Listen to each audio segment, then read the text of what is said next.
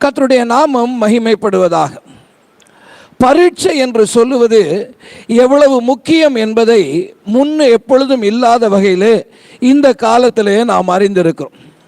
விசேஷமாக 10th +2 போன்ற படிப்புகளை படித்து கொண்டிருக்கிற, அந்த வகுப்பிலே படித்து கொண்டிருக்கிற பிள்ளைகளும் அவர்களுடைய பெற்றோரும் இந்த பரீட்சை என்று சொல்லுவது எவ்வளவு முக்கியமானது என்பதை இந்த காலகட்டத்திலே புரிந்து கொண்டிருக்கக்கூடும்.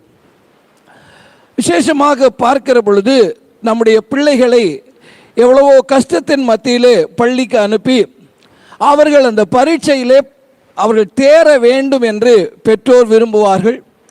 அதே போல பிள்ளைகளும் ஆண்டுகள் தோறும் அவர்கள் முயற்சி எடுத்து நான் எப்படியாவது நல்ல மதிப்பெண் பெற்று எப்படியாயிலும் நான் பாஸ் பண்ணிவிட வேண்டும் என்று அவர்களும் முயற்சி எடுத்திருப்பார். ஆனால் இந்த கொரோனா தொற்றின் காரணமாக பரீட்சை என்று வைக்க முடியாமல் போய்விட்டது. அதனாலே அவர்களுக்கு பெறுபேறுகளும் முடிவுகளும் மதிப்பெண்களும் கொடுக்க முடியாதபடியும் போய்விட்டது. அதனாலே பலவிதமான சிக்கல்கள் இன்றைக்கு உருவாகி இருக்கிறதை நாம் பார்க்கிறோம். தங்களுடைய பிள்ளைகளுடைய வாழ்க்கையிலே அவர்கள் அடுத்த கட்டத்திற்கு போக வேண்டுமானால் இந்த பரீட்சையினுடைய முடிவு என்பதும் மதிப்பெண் என்பதும் முக்கியமானது என்பதை இன்றைக்கு அறிகிறோம். சமீப காலங்களிலே இதை குறித்த விவாதங்களை நாம் தொலைக்காட்சியிலே கவனிக்கிற பொழுது மிகப்பெரிய கல்வியாளர்களாக இருக்கிறவர்கள் கூட எங்களுக்கும் இதிலே பெரிய குழப்பம் இருக்கிறது, வேறு வழியில்லாமல் ஏதோ ஒரு விதத்திலே நாங்கள் மதிப்பெண்ணை கொடுக்க போகிறோம், ஆனால் பரீட்சை வைத்து முடிவு கொடுப்பது தான் சரியானது என்று அவர்கள் சொல்லுகிறதை நான் கவனித்தேன். ஒரு பெரிய ஒரு குழப்பத்தை இப்பொழுது நாம் பார்த்து கொண்டிருக்கோம். அதே போலதான் கிறிஸ்தவ வாழ்க்கை சோதனைக்கு நிற்காத, பரீட்சைக்கு நிற்காத ஒரு வாழ்க்கை அல்ல. கிறிஸ்தவ வாழ்க்கை வெற்றி பெற்ற ஒரு கிறிஸ்தவ வாழ்க்கையாக இருக்க வேண்டுமானால் அது சோதனைக்கு நிற்கிற ஒரு கிறிஸ்தவ வாழ்க்கையாக இருக்க வேண்டும். ஆபிரகாமை குறித்து நாம் பார்க்கிற பொழுது ரோமர் 4ஆம் அதிகாரத்துடைய 17வது வசனத்திலே இந்த ஆபிரகாமுக்கு ஒரு விசேஷமான பெயர் கொடுக்கப்படுகிறது, ஒரு டைட்டில் கொடுக்கப்படுகிறது. ரோமர் 4ஆம் அதிகாரம் 17ஆம் வசனத்திலே அநேக ஜாதிகளுக்கு உன்னை தகப்பனாக ஏற்படுத்தினேன் என்று எழுதியிருக்கிறபடி அவன் தான் விசுவாசித்தவருமாய் மரித்தோரை உயிர்ப்பித்து இல்லாதவர்களை இருப்பதைப் போல அழைக்கிறோமாய் இருக்கிற தேவனுக்கு முன்பாக நம் எல்லோருக்கும் தகப்பனானான். ஆபிரகாம் விசுவாசிகளுடைய தகப்பன் என்ற பெயரை பெற்றான் என்று நமக்கு தெரியும். இந்த பெயரை அவன் அடைய வேண்டுமானால், அதற்கான தகுதியை அவன் பெற வேண்டுமானால் அவன் ஒரு பரீட்சை கூடாக கடந்து போக வேண்டியதாக இருந்தது. ஆதியாகமத்தின் புஸ்தகம் 21வது அதிகாரத்துடைய 1ஆம் வசனத்திலே இந்த காரியங்கள் நடந்த பின்பு தேவன் ஆபிரகாமை சோதித்தார் என்று வாசிக்கிறோம். எபிரேய நிருபக்காரன் அதை எழுதின வேளையிலே எபிரேயர் 11ஆம் அதிகாரத்துடைய 7ஆம் வசனத்திலே மேலும் விசுவாசத்தினாலே ஆபிரகாம் தான் சோதிக்கப்பட்ட பொழுது ஈசாக்கை பலியாக ஒப்பு கொடுத்தான் என்று எழுதப்பட்டு, அப்போஸ்தலனாகிய பவுல் கொரிந்தியருக்கு தம்முடைய நிருபத்தை எழுதின வேளையிலே 2வது கொரிந்தியர் நிருபம் 13வது அதிகாரம் 5ஆம் 6ஆம் வசனங்களிலே நீங்கள் விசுவாசம் உள்ளவர்களோ என்று உங்களை நீங்களே சோதித்து அறியுங்கள், உங்களை நீங்களே பரீட்சித்து பாருங்கள், கிறிஸ்து உங்களுக்குள் இருக்கிறார் என்று உங்களை நீங்களே அறியீர்களா? நீங்கள் பரீட்சைக்கு நில்லாதவர்களாக இருந்தால் அறியீர்கள், நாங்களோ பரீட்சைக்கு நில்லாதவர்கள் அல்ல என்பதை அறிவீர்கள் என்று நம்புகிறேன். இந்த 5ஆம் 6ஆம் வசனங்களிலே சோதனை பரீட்சை என்ற வார்த்தையை திரும்ப திரும்ப 4 முறை அவர் பயன்படுத்துகிறதை நீங்கள் படிக்க முடியும். அருமையான தேவனுடைய ஜனமே, கிறிஸ்தவ வாழ்க்கை என்பது அது சோதனைகள் அற்ற வாழ்க்கை அல்ல, பரீட்சை அற்ற வாழ்க்கை அல்ல. இந்த சோதனைகள் பரீட்சைக்கு வழியாகத்தான் நாம் கடந்து போக வேண்டும். யாக்கோபு தம்முடைய நிருபத்தை எழுதின வேளையிலே யாக்கோபு 1ஆம் அதிகாரத்துடைய 2ஆம் வசனத்திலே என் சகோதரரே நீங்கள் பலவிதமான சோதனைகளிலே அகப்படும் பொழுது என்று எழுதுகிறார். அப்போ சோதனை ஒரு விதத்தில் அல்ல, பல விதத்திலே நமக்கு வரும். குறிப்பாக சோதனை வருகிற 4 இடங்களை நாம் கவனிப்போமானால், முதலாவது சோதனை தேவனிடத்திலிருந்து வருகிறது. சங்கீதங்களின் புஸ்தகம் 11வது சங்கீதத்துடைய 4ஆம் வசனத்திலே கர்த்தர் தம்முடைய பரிசுத்த ஆலயத்திலே இருக்கிறார், கர்த்தருடைய சிங்காசனம் பரலோகத்தில் இருக்கிறது. அவருடைய கண்கள் மனுபுத்திரரை பார்க்கிறது, அவருடைய இமைகள் அவர்களை சோதித்து அறிகிறது என்று பார்க்கிறோம். இரண்டாவதாக பிசாசினிடத்திலிருந்து சோதனை வருகிறது. லூக்கா 4ஆம் அதிகாரத்துடைய 2வது வசனத்திலே 40 நாள் பிசாசினாலே ஆண்டவராகிய இயேசு சோதிக்கப்பட்டது அங்கே குறிப்பிடப்படுகிறது. மூன்றாவதாக சக மனிதர்களிடத்திலிருந்து நமக்கு சோதனைகள் வரும். யோபு 2ஆம் அதிகாரத்துடைய 9ஆம் வசனத்திலே யோபுவுக்கு சோதனை அவனுடைய மனைவி மூலமாக வந்ததை குறித்து நாம் பார்க்கிறோம்.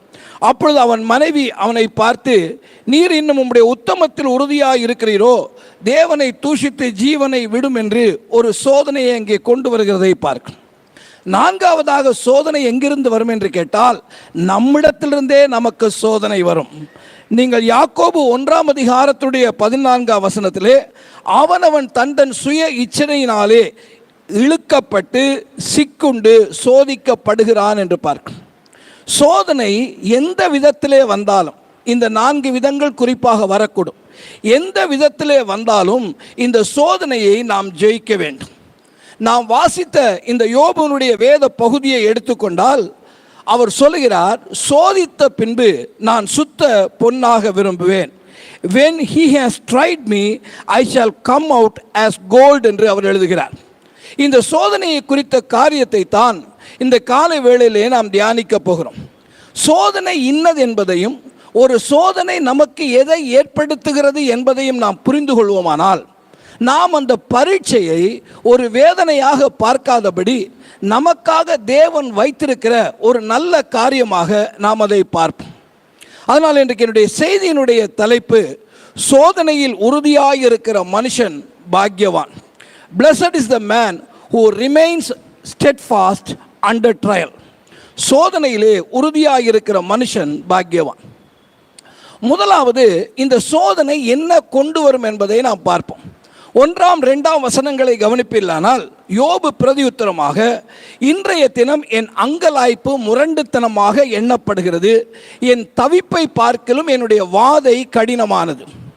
இந்த தமிழ் மொழிபெயர்ப்பு நமக்கு சற்று புரிந்து கொள்ள கடினமாக இருக்கிறது. ஆங்கில மொழிபெயர்ப்புகளிலே பவிழ்த்து பார்ப்பில்லானால் அங்கே ஒரு குறிக்கப்பட்ட வசனம் அல்லது ஒரு வார்த்தை வருகிறது, கசப்பு, பிட்டனஸ் என்ற ஒரு வார்த்தை வருகிறது. Today also my complaint is bitter, my hand is heavy on account of my groaning. சரியான தமிழ் மொழிபெயர்ப்பு எப்படி இருக்க வேண்டும் என்று கேட்டால், நான் இன்றைக்கும் இன்னும் மனம் கசந்து முறையிடுகிறேன், ஏனென்றால் நான் இன்னும் துன்புற்று கொண்டிருக்கிறேன். சோதனையானது முதலாவது ஒரு மனிதனிலே அவன் எவ்வளவு பெரிய விசுவாசனாக இருந்தாலும், விசுவாச வீரனாக இருந்தாலும், விசுவாசத்திலே பல ஆண்டுகள் அனுபவம் உள்ள ஒரு கிறிஸ்தவனாக இருந்தாலும், ஒரு சோதனை முதலாவது ஒரு மனிதனுக்குள்ளே என்ன உண்டாக்குகிறது என்று கேட்டால் அது கசப்பை உண்டாக்குகிறது. ஒரு பிள்ளை பரீட்சைக்கு போகிறது, எந்த பிள்ளையும் பரீட்சையை இனிமையாக கருதி கொண்டு போகிறதில்லை. நாம் எல்லோரும் பரீட்சைக்கு நின்றவர்கள் தான், நாம் எல்லாம் பரீட்சைக்கு தோற்றினவர்கள் தான், நாம் எல்லாருமே பரீட்சையை சந்தோஷமாக எதிர்கொண்டவில்லை. பரீட்சையானது கசப்பானது என்பது உண்மை. உன் reality it is a bitterness is there. அந்த இடத்தை நீங்கள் கவனிப்பீர்களானால் இந்த யோபுவை கவனித்து பாருங்க. இந்த யோபு யார்? தேவனாலே நல்ல சாட்சி பெற்ற ஒரு மனிதன்.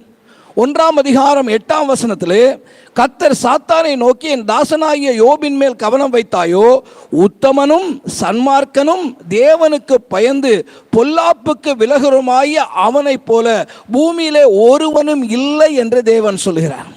தேவனாலே இப்படிப்பட்ட சாட்சியை பெற்ற மனிதன், தன்னை குறித்து அவன் சொன்ன சாட்சி அல்ல, இன்னொரு மனிதன் குறித்து சாட்சி அல்ல, தேவனாகிய கர்த்தர் அவனை குறித்து சாட்சி சொல்கிறார்.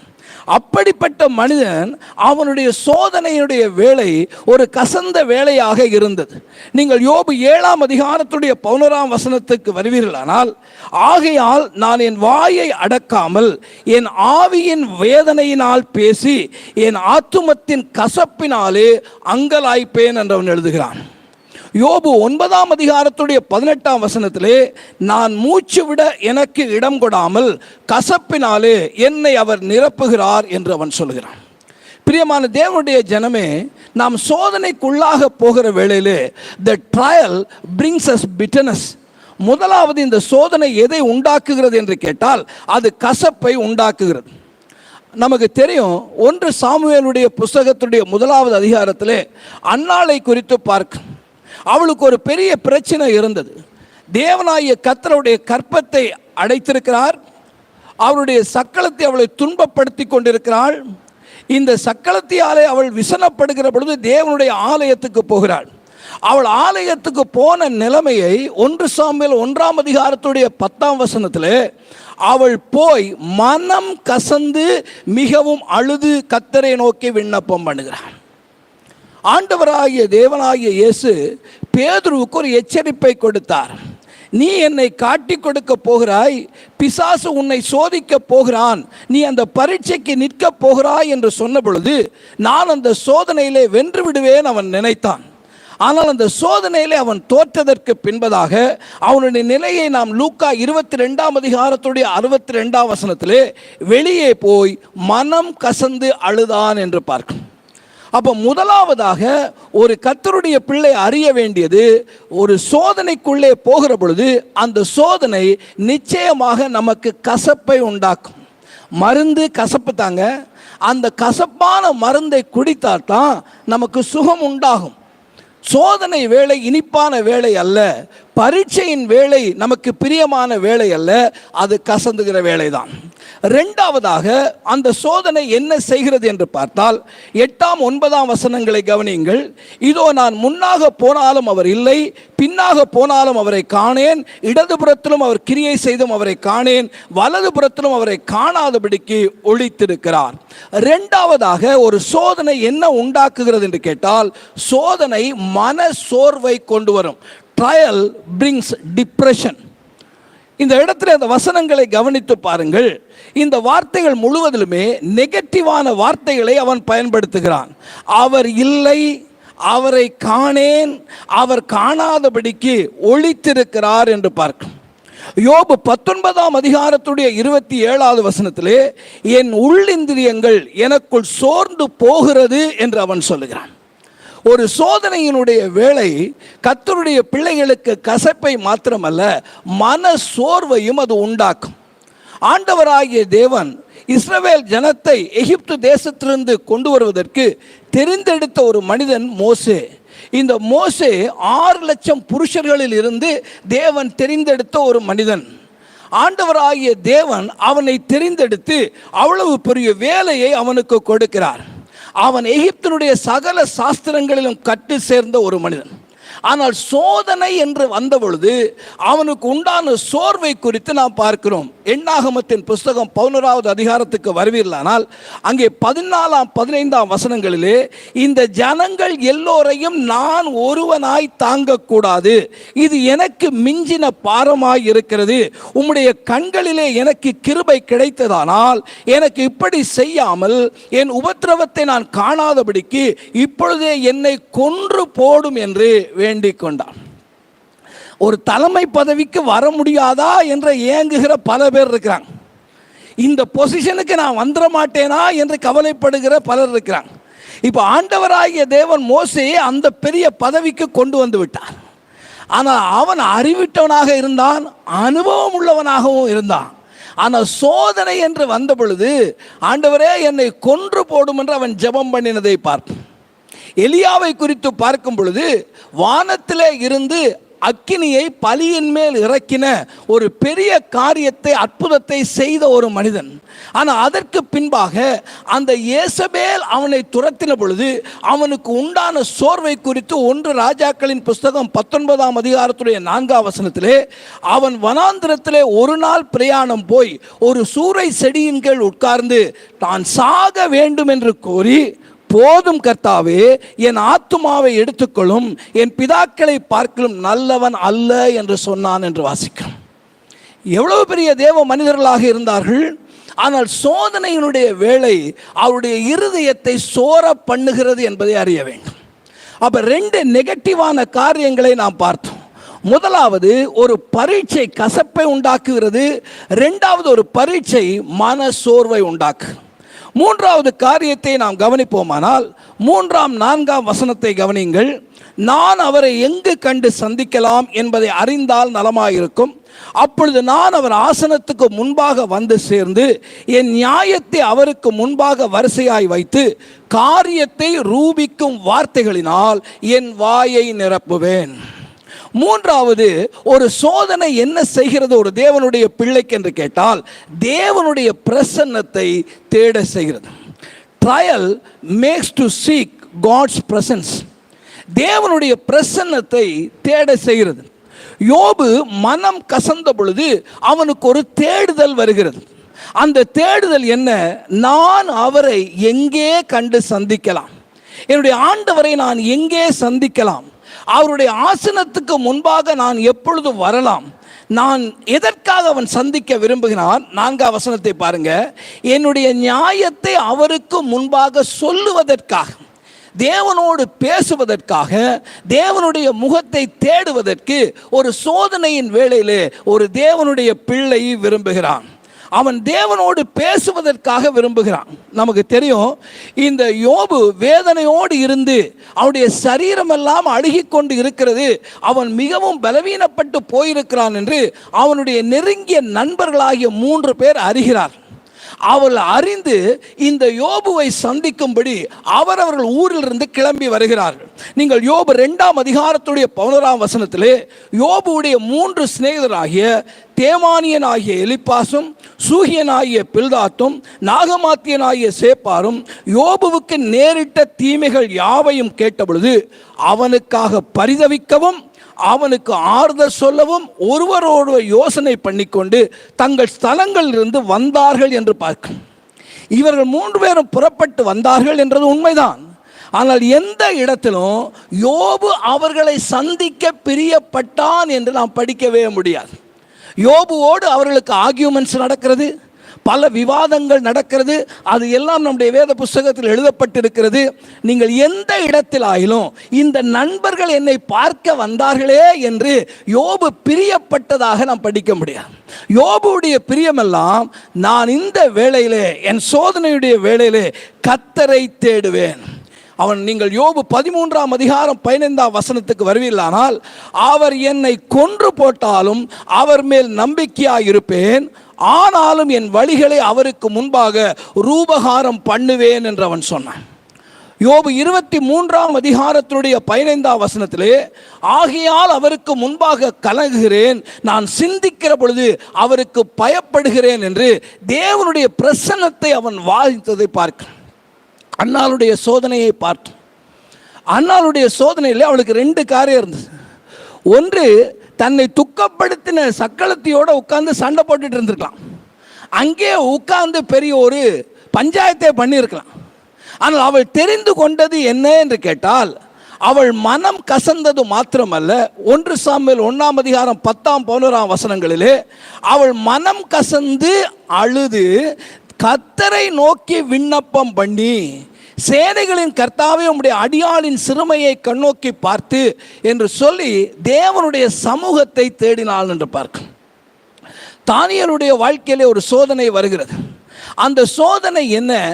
எவனாகிலும் 30 நாள் வரையிலும் அந்த ராஜாவை தவிர வேறு ஒரு தேவனிடத்திலோ மனிதனிடத்திலோ விண்ணப்பம் பண்ணக்கூடாது என்று அந்த ராஜாவாகிய தரியு ஒரு கட்டளை பிறப்பித்தது மாத்திரமல்ல, அந்த கட்டளைக்கு அவன் கையெழுத்தும் வைத்து விட்டான். இந்த சோதனையான நேரத்தில் இப்பொழுது இந்த சோதனைக்கு என்ன செய்வதென்று அங்கிங்கு ஓடாதபடி இந்த தானியேல் செய்த காரியம் என்ன? சோதனையின் வேளையிலும் தேவனுடைய சமூகத்தை அவன் தேடினான். 6 அதிகாரத்துடைய 9 வசனத்திலே, அப்படியே ராஜாவாகிய தரியு அந்த கட்டளை பத்திரத்துக்கு கையெழுத்து வைத்தான் என்று சொல்லிவிட்டு 6 அதிகாரம் 10 வசனத்திலே மற்றவர்கள் என்ன செய்தார்கள் என்று கேட்டால் இங்கங்கு ஓடி இருப்பார்கள். தானியேலோ என்றால் என்று 10 வசனம் ஆரம்பிக்கிறது. இந்த தானியேலோ என்றால் அந்த பத்திரத்துக்கு கையெழுத்து வைக்கப்பட்டது என்று அறிந்த பொழுதும் தன்னுடைய வீட்டுக்குள்ளே போய் தான் முன்பு செய்து வந்தபடியே எருசலேமிலே நேராக பலகணிகள் திறந்திருக்க அவன் 3 வேளையும் கர்த்தருடைய முகத்தை நோக்கி பார்த்தான் என்று நாம் படிக்கிறோம்.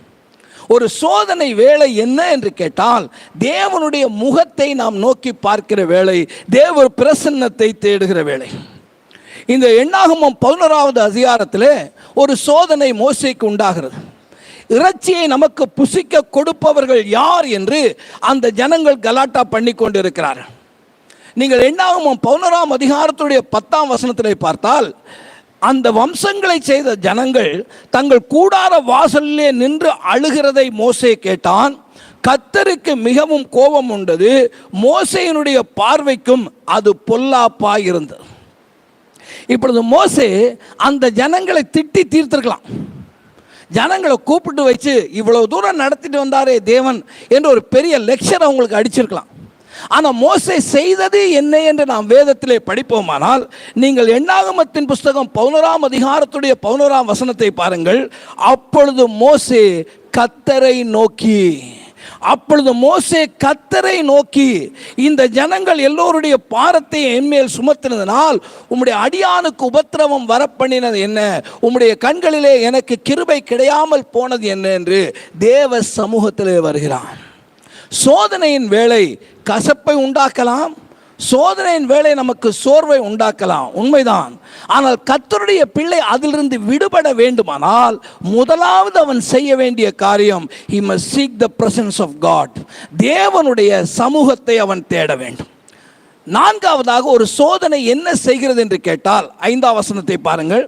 அவருடைய மறுமொழிகளை நான் அறிந்து அவர் எனக்கு சொல்வதை உணர்ந்து கொள்வேன். நான்காவதாக இந்த சோதனை என்ன செய்கிறது என்று கேட்டால், சோதனை தேவனுக்கு செவி கொடுக்க செய்யும். Trial makes us to listen to God. தேவனுடைய பிள்ளைகள் சோதனை வேளையிலே போகிற பொழுது நீங்கள் தேவனுடைய சமூகத்துக்கு வருகிறீர்கள், தேவனுடைய சமூகத்திலே உங்களுடைய பிரச்சனையை சொல்லுகிறீர்கள். இப்பொழுது ஒரு சோதனை வேளை என்ன செய்கிறது என்று கேட்டால், தேவன் எனக்கு பதில் அளிக்கிறார். நீங்கள் ஆங்கிலத்திலே மிக அருமையாக ஆன்சர்ங்கிற வார்த்தை போட்டிருக்கும். I would know what he would answer me and understand what he would say to me. ஒரு சோதனையினுடைய வேளையிலே நம்முடைய தேவனாகிய கர்த்தரிடத்திலே நம்முடைய பிரச்சனையை சொல்லுகிறது மாத்திரம் அல்ல பிரியமானவர்களே, ஒரு கர்த்தருடைய பிள்ளைக்கு இருக்கிற பெரிய ஆசீர்வாதம் என்ன தெரியுமா? He listens to the God's answer. தேவனுடைய பதிலை அவன் பெற்றுக்கொள்கிறான். அன்னாள் மனம் கசந்து அழுதாள் என்று நமக்கு தெரியும். அதோடு அந்த காரியம் முடியவில்லை. 1 சாமுவேல் 1ஆம் அதிகாரத்துடைய 17ஆம் வசனத்திலே அன்றைக்கு ஆசாரியன் இருந்த ஏலியின் மூலமாக கர்த்தர் வார்த்தையை அனுப்புகிறார்.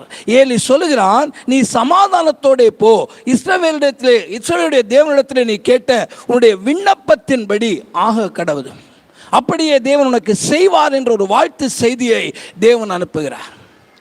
யோசுவாவினுடைய புஸ்தகத்திலே அந்த ஆயு பட்டணத்திலே போக முடியாதபடி முறியடிக்கப்பட்டார்கள். அந்த முறியடிக்கப்பட்டு அவர்கள் காலை முதல் சாயங்காலம் வரைக்கும் யோசுவாவும் அவருடைய மூப்பர்களும் தேவனுடைய பெட்டிக்கு முன்பாக அவர்கள் விழுந்து கிடக்கிறார்.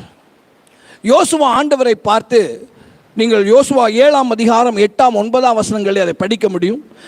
ஆண்டவரே, இஸ்ரவேல் தங்கள் சத்துருக்களுக்கு முதுகை காட்டினார்கள், இப்பொழுது நான் என்ன சொல்லுவேன்? கானானியரும் தேசத்து குடிகள் யாவரும் இதை கேட்டு எங்களை வளைந்து கொண்டு எங்கள் பேரை பூமியில் இராதபடிக்கு வேறட்டு பண்ண போவார்களே, அப்பொழுது உம்முடைய மகத்தான நாமத்திற்கு என்ன செய்வீர் என்ற அந்த சோதனை வேளையிலே தேவ சமூகத்திலே கதறின பொழுது கர்த்தர் அவனுக்கு பதில் அனுப்புகிறார். யோசுவா 7ஆம் அதிகாரம் 10ஆம் 11ஆம் வசனங்களிலே, அப்பொழுது கர்த்தர் யோசுவாவை நோக்கி, எழுந்திரு, நீ இப்படி முகங்குப்புற விழுந்து கிடக்கிறது என்ன?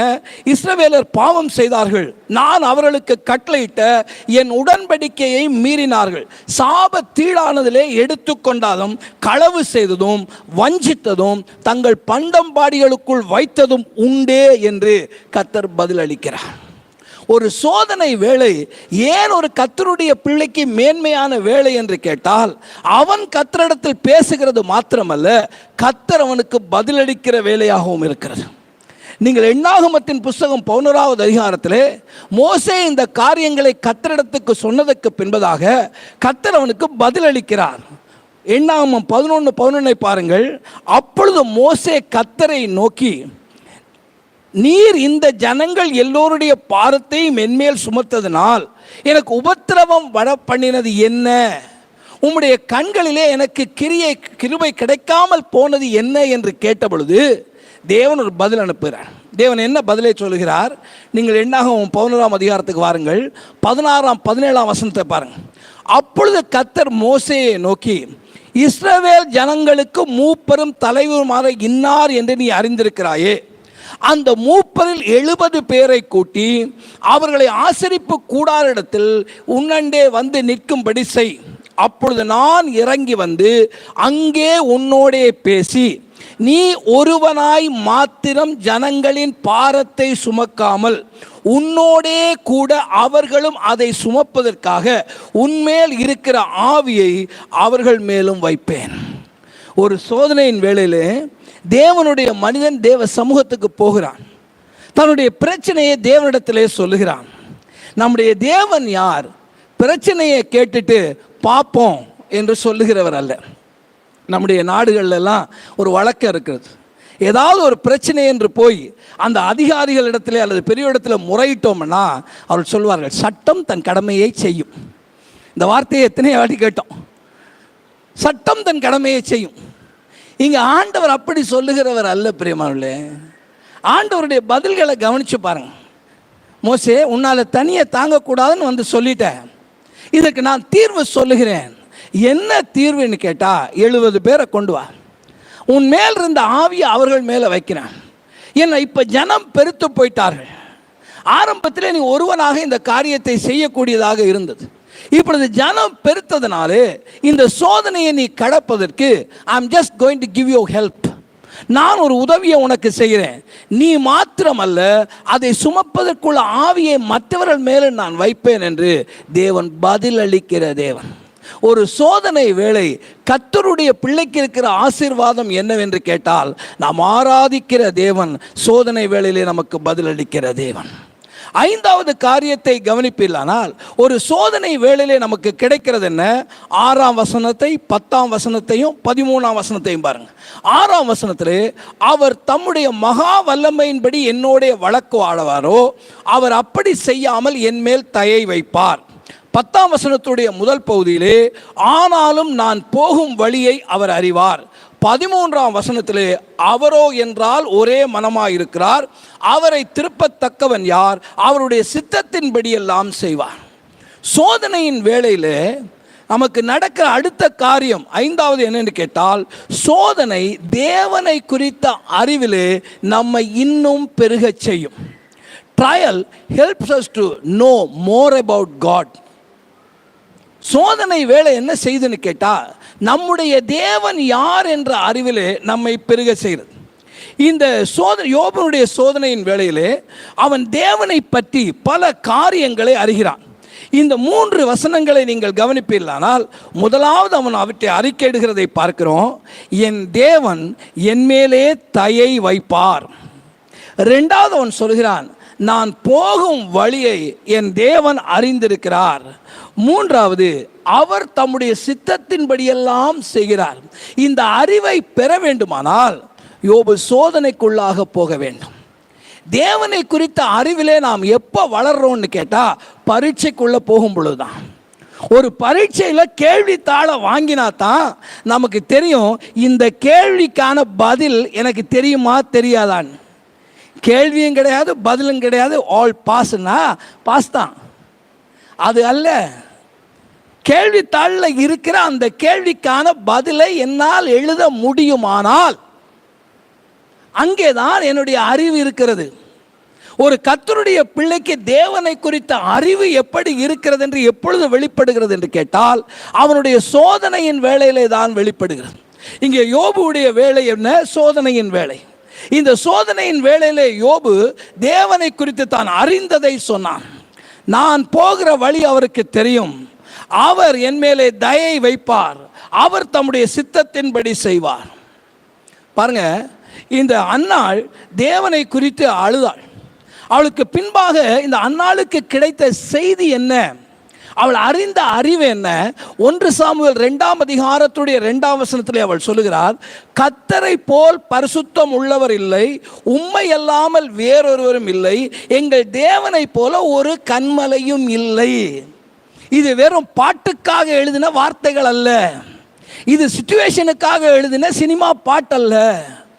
இது தேவன் தன்னை நடத்தி கொண்டு போன வழியிலே தேவன் ஒருவரே இந்த காரியத்தை எனக்கு செய்தார் என்று அறிந்தவளாக அவள் சொன்ன வார்த்தைகள் இந்த வார்த்தைகள். அருமையான தேவ ஜனமே, இந்த கோலியாத்தை தாவீது ஜெயித்தான் என்று நமக்கு தெரியும். இந்த சோதனைக்கு பின்பதாக இந்த இஸ்ரவேல் ஜனங்கள் எல்லோரும் ஒரு பெரிய உண்மையை அவர்கள் அறிந்தார்கள். அந்த உண்மை என்ன? நீங்கள் 1 சாமுவேலின் புஸ்தகம் 17ஆம் அதிகாரத்துடைய 47வது வசனத்தில் அந்த சோதனைக்கு பின்பாக அவர்கள் பெற்ற அறிவை நாம் அங்கே பார்க்கிறோம். 1 சாமுவேல் 17வது அதிகாரத்துடைய 47வது வசனத்தில், கர்த்தர் பட்டயத்தாலும் ஈட்டினாலும் ரட்சிக்கிறவர் அல்ல என்று இந்த ஜன கூட்டமெல்லாம் அறிந்து கொள்ளும். ஒரு யுத்தத்தில் நிற்கிறாங்கங்க. ஒரு யுத்தத்தில் பட்டயமும் ஈட்டியும் இருந்தால் தான் ஜெயிக்க முடியும் என்ற நிலையில் தேவனாகிய கர்த்தர் வெறும் கல்லினாலே ஒரு ஜெயத்தை கொடுக்கிறார். இப்பொழுது அவர்களுக்கு ஒரு பெரிய அறிவை இந்த சோதனையின் மூலம் பெறுகிறார்கள். என்ன தெரியுமா? நம்முடைய தேவனாகிய கர்த்தர் அவர் பட்டயத்தினாலோ ஈட்டினாலோ ரட்சிக்கிறவர் அல்ல என்பதை அந்த ஜனக்கூட்டம் அறிகிறது. மோசே ஜனங்கள் இறைச்சிக்காக அழுகிற வேளையிலே அவன் அறிந்த ஒரு பெரிய அதிசயம் என்ன? இந்த மோசேக்கு ஆண்டவர் சொல்லுகிறார், நான் இவர்களுக்கான இறைச்சியை நான் கொடுப்பேன் என்று சொல்லுகிறார். மோசே தேவனோடு பழகின ஒரு மனிதன். அவனுடைய கையினாலே பெரிய அற்புதங்களை செய்து எகிப்து தேசத்திலிருந்து விடுதலையாக்கி தேவன் கொண்டு வந்ததை அவன் தன்னுடைய கண்களால் கண்டது மாத்திரமல்ல, அனுபவத்தினால் அறிந்த மனிதன். அவனுக்கு கூட அந்த சோதனை வேளையிலே தேவன் எப்படிப்பட்டவர் என்று அவனுக்கு தோன்றவில்லை. அப்பொழுது ஆண்டவராகிய தேவன் சொல்லுகிறார், எண்ணாகமத்தின் புஸ்தகம் 11ஆம் அதிகாரத்துடைய 23வது வசனத்திலே, அதற்கு கர்த்தர் மோசேயை நோக்கி, கர்த்தருடைய கை குறுகி இருக்கிறதோ, என் வார்த்தையின்படி நடக்குமோ நடக்காதோ என்று இப்பொழுது நீ காண்பாய். மோசேக்கு கூட ஒரு கட்டத்தில் தேவன் இந்த அற்புதத்தை செய்வாரா என்கிற ஒரு டவுட் வருது. சோதனை. கர்த்தருடைய அறிவிலே அவன் வளர்ந்தான். கர்த்தரால் செய்யக்கூடாத காரியம் ஒன்றும் இல்லை என்பதை அவன் சோதனை வேளையிலே புரிந்து கொள்ளுகிறான். அருமையான தேவனுடைய ஜனமே, தானியேல் சிங்க கெபியிலே கிடக்கிறான். அந்த சிங்க கெபியிலே அந்த சோதனையின் முடிவிலே தானியேல் அல்ல, அந்த தானியேலை அந்த சிங்கத்துடைய கெபியிலே போட்ட அந்த தரியு ராஜா ஒரு அறிவை அவன் பெறுகிறான். என்ன அறிவு தெரியுமா? சிங்கங்களுக்கு தப்புவிக்கத்தக்க ஒரு தேவன் இருக்கிறார் என்ற அறிவை இந்த தானியேலுடைய சோதனையின் மூலமாக ராஜா பெறுகிறான். அருமையான தேவ ஜனமே, நாம் கர்த்தரை இன்னும் அறிய வேண்டுமானால், என் தேவன் எப்படிப்பட்டவர் என்று கர்த்தருடைய பிள்ளை அறிய வேண்டுமானால், அவன் அறிவதற்கு தேவன் வைத்திருக்கிற அருமையான இடம் அவனுடைய பரீட்சையின் வேளை. 6வதாக ஒரு சோதனை என்ன செய்கிறது? 11-12 வசனங்களை பாருங்கள். என் கால்கள் அவர் அடிகளை பற்றி பிடித்தது, அவருடைய நெறிகளை விட்டு நான் சாயாமல் அதை காத்து கொண்டேன். அவர் உதடுகளின் கற்பனைகளை விட்டு நான் பின்வாங்குவதில்லை. அவருடைய வாயின் வார்த்தைகளை எனக்கு வேண்டிய ஆகாரத்தை பார்க்கிலும் அதிகமாய் காத்து கொண்டேன். 6வதாக இந்த சோதனை என்ன செய்கிறது என்று கேட்டால், இந்த சோதனை நம்முடைய வழிகளை நாமே ஆராய்ந்து பார்க்கும்படி செய்யும். The trial leads us to research our ways. நம்முடைய வழிகள் எப்படி இருக்கிறது என்று நாம் ஆராய வேண்டுமானால் நாம் சோதனைக்குள்ளாக போக வேண்டும். இந்த வசனங்களை கவனிப்பில்லானால் இங்கே சோதனை வேளையிலே தன்னை தானே ஆராய்ந்து பார்த்து இந்த யோபு சொல்லுகிற காரியம் என்ன? நான் எப்படி நடந்து கொண்டிருக்கிறேன்? நான் கர்த்தருடைய வழிகளிலே நடந்து கொண்டிருக்கிறேனா? கர்த்தருடைய கற்பனைகளை விட்டு பின்வாங்காமல் இருந்திருக்கிறேனா? கர்த்தருடைய வார்த்தைகளின் மேலே நான் எவ்வளவு தூரம் பற்றுதலாக இருந்திருக்கிறேன்? இது எப்போ தெரிய வருது தெரியுமா? சோதனையின் வேளையில் தான் தெரிய வரும். சோதனை வேளைலாம் தெரிய வரும். அந்த வசனத்தை படிப்பீங்கன்னா அந்த 12ஆம் வசனத்தில் அவன் சொல்லுகிறதுடைய முடிவை பாருங்க. அவருடைய வாயின் வார்த்தைகளை எனக்கு வேண்டிய ஆகாரத்தை பார்க்கலும் அதிகமாக காத்து கொண்டேன். இத்தனை நாள் லாக்டவுனில் இருந்தோமே, உண்மையாகவே கர்த்தருடைய வார்த்தை மேலே ஆகாரத்தை பார்க்கலும் பிரியமுள்ளவங்களாம் நாம் இருந்தோமா என்று யோசிச்சு பார்ப்போம். வேலைக்கு போன நேரம்லாம் இருந்தது, ஸ்கூலுக்கு ஓடின நேரம்லாம் இருந்தது.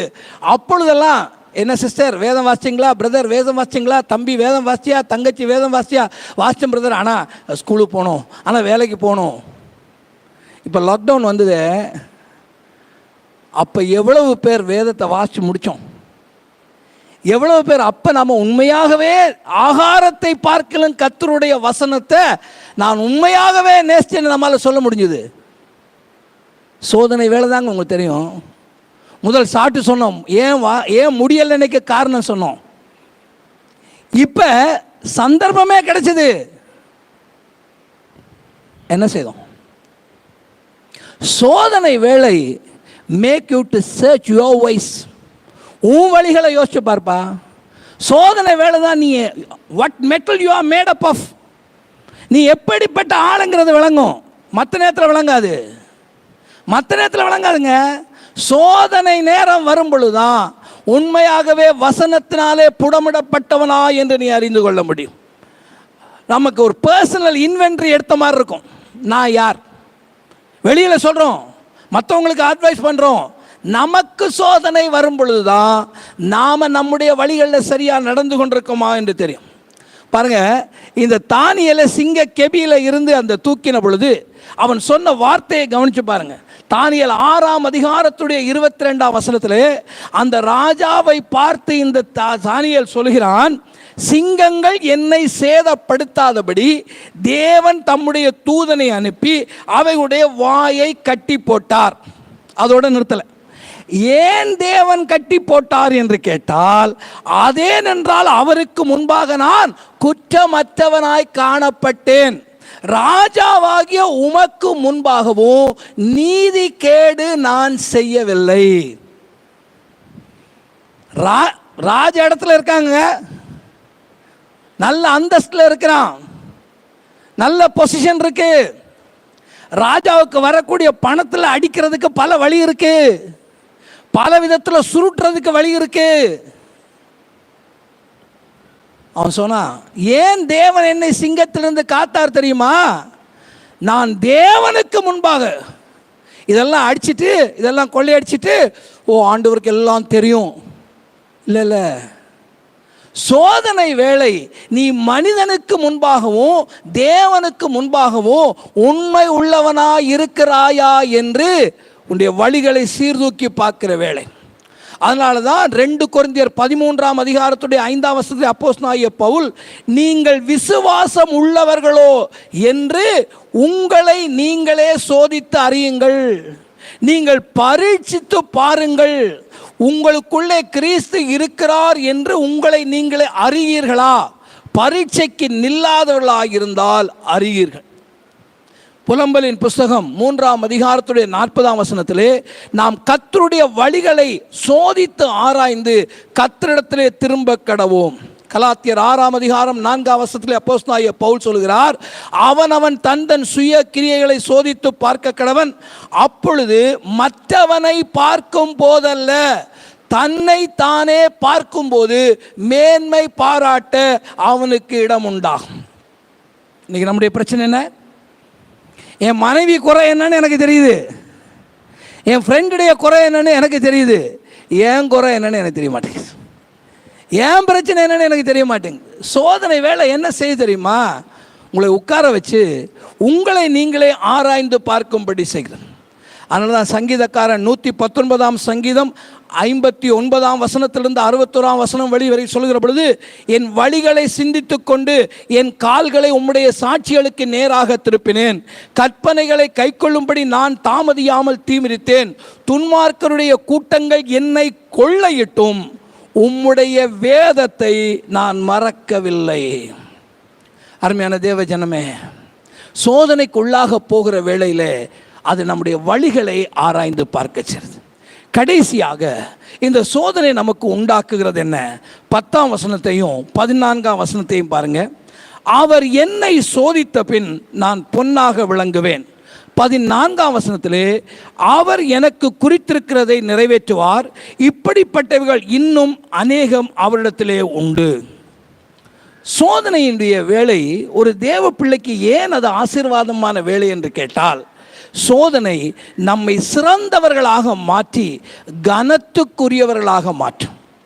Trial brings out a best product worthy to be honored. இந்த சோதனை என்பது உண்மைதான், அது கசப்பானது தான், அது சோர்வுகளை உண்டாக்கும் என்பது உண்மைதான். ஆனால் அதனுடைய முடிவான பலன் என்ன என்று கேட்டால், ஒரு பொன்னானது உலோகங்களிலே சிறந்தது என்று அறிய வேண்டுமானால், அது சிறந்ததாக வர வேண்டுமானால் அது அக்னியின் பரீட்சைக்கு நிற்க வேண்டும்.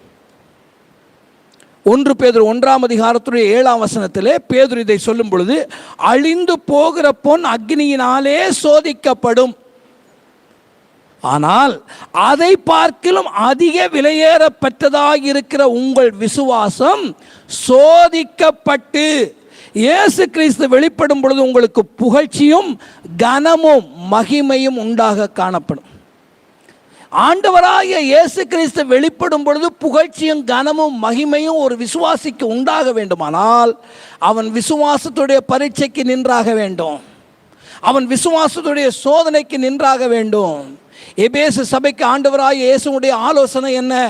வெளிப்படுத்தின விசேஷம் 2ஆம் அதிகாரத்துடைய 10ஆம் வசனத்திலே, நீ படப்போகிற பாடுகளை குறித்து எவ்வளவும் பயப்படாதே, இதோ சோதிக்கப்படும் பொருட்டாக பிசாசானவன் உங்களில் சிலரை காவலிலே போடுவான், 10 நாட்கள் உபத்திரவப்படுவீர்கள், ஆகிலும் நீ மரண பரியந்தம் உண்மையாயிரு, அப்பொழுது ஜீவ கிரீடத்தை உனக்கு தருவேன். அப்போஸ்தலனாகிய பவுல் தனக்கு தேவனாகிய கர்த்தருடைய கரத்திலே கிரீடம் இருக்கும் என்று நம்பின ஒரு மனிதன். அந்த நம்பிக்கைக்கு அவருக்கு இருந்த காரணம் என்ன? அப்போஸ்தலர் நடபடிகளின் புஸ்தகம் 20ஆம் அதிகாரத்துடைய 19ஆம் வசனத்திலே, வெகு மனத்தாழ்மையோடும் மிகுந்த கண்ணீரோடும் யூதருடைய தீமையான யோசனைகளினால் எனக்கு நேரிட்ட சோதனைகளோடும் நான் கர்த்தரை சேவித்தேன். சோதனை வந்தோடனே விட்டுட்டு ஓடி போனவன் இல்லை, சோதனை கசப்பாக இருக்க வேண்டாம் என்று சொன்னவர் அல்ல அப்போஸ்தலனாகிய பவுல். அதனாலே தான் என்னுடைய ஓட்டத்தை நான் முடிக்கிறேன், எனக்கு தேவன் கிரீடத்தை வைத்திருக்கிறார் என்று அவருக்கு சொல்ல முடிந்தது. 2 தீமோத்தேயு 4ஆவது அதிகாரத்துடைய 8ஆம் வசனத்திலே, இது முதல் நீதியின் கிரீடம் எனக்காக வைக்கப்பட்டிருக்கிறது, நீதியுள்ள நியாயாதிபதியாகிய கர்த்தர் அந்த நாளிலே எனக்கு அதை தருவார் என்று சொன்னார். ஏன் தருவார்? விசுவாச பரீட்சைக்கு நிற்காதனால அல்ல. பரீட்சைக்கு நிற்காத ஆல் பாஸ் கிடையாதுங்க கிறிஸ்தவ ஜீவியம், அது சோதனை. அந்த சோதனையிலே நாம் தேர வேண்டும். எல்லோரும் தயவு செய்து தானியேலுடைய புஸ்தகம் 12ஆவது அதிகாரத்துடைய 10ஆவது வசனத்தை மாத்திரம் எடுத்துக்கொள்ளுங்கள். அதை வாசித்து நாம் ஜெபிக்க போகிறோம். தயவு செய்து உங்களுடைய வேத புஸ்தகத்தை கையில் எடுத்து தானியேலுடைய புஸ்தகம் 12ஆவது அதிகாரத்துடைய 10ஆம் வசனத்திலே சொல்லப்படுகிற அந்த வார்த்தையை கவனிங்கள். அநேகர் சுத்தமும் வெண்மையும் ஆக்கப்பட்டு புடமிடப்பட்டவர்களாய் விளங்குவார்கள். அநேகர் சுத்தமும் வெண்மையும் ஆக்கப்பட்டு புடமிடப்பட்டவர்களாய் விளங்குவார்கள். ஆம் பிரியமானவர்களே, இந்த சோதனையுடைய முடிவிலே நாம் புடமிடப்பட்டவர்களாய் விளங்கும். 7 காரியங்களை நாம் கவனித்தோம். இந்த சோதனை கசப்பை கொண்டு வரும், இந்த சோதனை மன சோர்வை கொண்டு வரும். இது 2 நெகட்டிவான காரியங்கள் தான். ஆனால் அதில் 5 பாசிட்டிவான காரியங்களை நாம் பார்த்தோம்.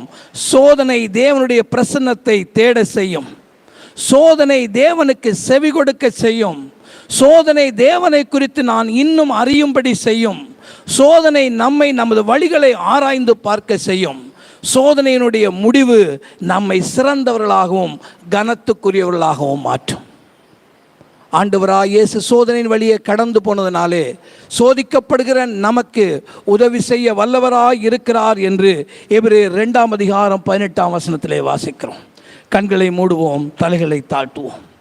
மகா கிருபையும் இரக்கம் உள்ள நல்ல ஆண்டவரே, இந்த நாளிலே யோபுடைய வாழ்க்கையில் இருந்து ஒரு மனிதனுக்கு உண்டாகிற சோதனையினாலே அவனுக்கு உண்டாகிற நிலைமைகள் என்ன என்பதை நாங்கள் அறியக்க நீர் கொடுத்த கிருபையை நினைத்து நாங்கள் உம்மை ஸ்தோத்தரிக்கிறோம்.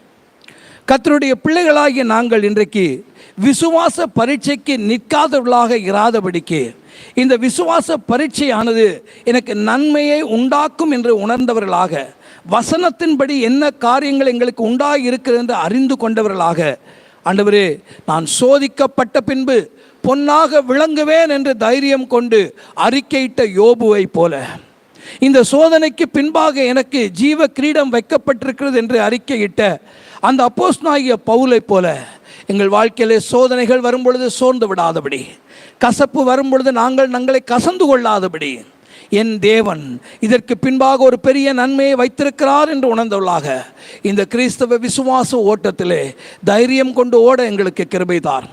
சோதனையிலே சோர்ந்து போயிருக்கிற, பரீட்சையினாலே நொந்து போயிருக்கிற ஒவ்வொரு விசுவாசிகளையும் அடியான் இந்த வேளையில் உம்முடைய கரத்தில் ஒப்புக் கொடுக்கிறேன்.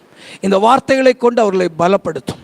ஆமாண்டவரே, சோதிக்கப்பட்ட பின்பு சுத்த பொன்னாக எங்கள் ஒவ்வொருவரையும் விளங்கச் செய்யும். பூரண கிருபை தாங்கட்டும். இயேசுவின் மூலமே ஜெபிக்கிறோம் ஜீவனுள்ள நல்ல பிதாவே, ஆமென்.